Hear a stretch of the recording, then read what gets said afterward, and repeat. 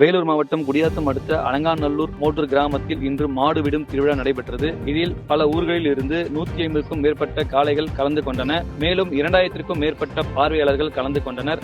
இந்த நிலையில் மாடு விடும் திருவிழாவில் அகரம் பகுதியைச் சேர்ந்த கூலி தொழிலாளி பரந்தாமன் என்பவரை மாடு முட்டியதில் படுகாயமடைந்தார். அவரை அங்கிருந்தவர்கள் மீட்டு குடியாத்தம் அரசு மருத்துவமனைக்கு சிகிச்சைக்காக அனுமதிக்கப்பட்டனர். இந்த நிலையில் சிகிச்சை பெற்று வந்த பரந்தாமன் சிகிச்சை பலனின்றி தற்போது உயிரிழந்தார். இந்த சம்பவம் குறித்து குடியாத்தம் தாலுகா போலீசார் விசாரணை மேற்கொண்டு வருகின்றனர். மேலும் பரந்தாமன் உயிரிழப்பு இப்பகுதியில் பெரும் சோகத்தையும் பரபரப்பையும் ஏற்படுத்தியுள்ளது.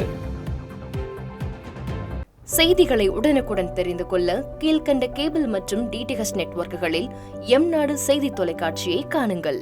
பாதகம் செய்பவரை கண்டால் நாம் பயம் கொள்ளலாகாது பாப்பா. மோதி மிதித்துவிடு பாப்பா, அவர் முகத்தில் உமிழ்ந்துவிடு பாப்பா. அண்மை செய்திகளை உடனுக்குடன் தெரிந்து கொள்ள இணைந்திருங்கள் எம்நாடு தொலைக்காட்சியுடன்.